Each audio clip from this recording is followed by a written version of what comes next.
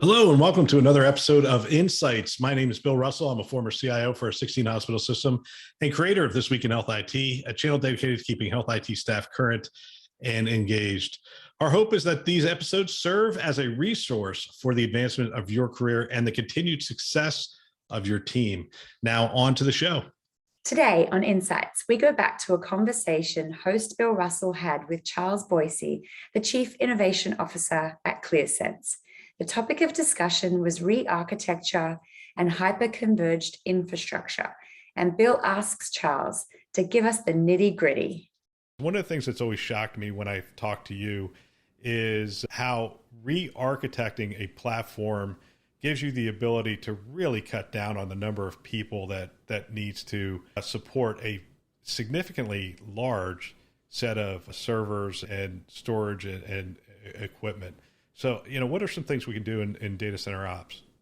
Sure. It's a combination of basically hardware, as well as a combination, a different skill set, if you will, as well as monitoring everything. And I'll kind of get into that in a bit. We unfortunately got to get into the tech bill. There's no way I'm going to be able to get away from that. I welcome it.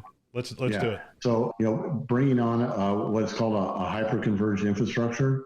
And that is the ability to actually, from a storage perspective and from a compute perspective, actually use that which is needed. And from a storage perspective in particular, to be able to scale out as needed with low-cost commodity equipment, even the introduction of low-cost SSDs and so forth. So you're really distributing from a storage perspective, and you're using what you need, no more than that, but you're architected as such that you kind of keep yourself future-proof and that you can expand upon that. And even the introduction on the compute side to be able to scale, on CPUs, on RAM. And if you're now into a data science rich environment, GPU introduction, that's at the base bare metal level. And if you think of hyper-converged on top of that, we're now, I'm not going to mention vendor names, but now we have the ability to, in the same environment, bare metal servers, virtual machines, which everybody's familiar with, as we move more into a containerized environment, and our client and our vendors are moving that way, and then even further advanced for a serverless environment. So this sets us up for two potentials. One is I talked about future-proofing. As emerging technologies come in, this is the environment for them. And let's go, if you want to go into it now, we can. You mentioned earlier, this sets us up for a hybrid for potential of a cloud environment. And if you want to go there, we'll go there. But this is really setting you up for that eventuality.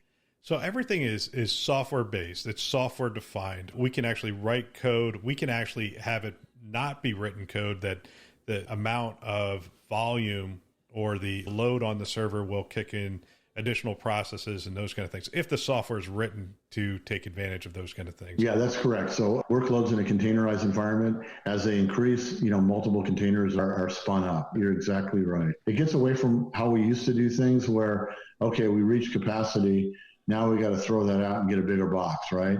And then we reach capacity, now we got to get a bigger box. It prevents that, every 3 years from having to just rip and replace. Wow. Thanks for tuning in. Another great episode. If you have feedback for us regarding this content and materials, or if you would like to help us to amplify great thinking to propel healthcare forward, which is our mission, please send us a note at hello@thisweekhealth.com. Thanks for listening. That's all for now.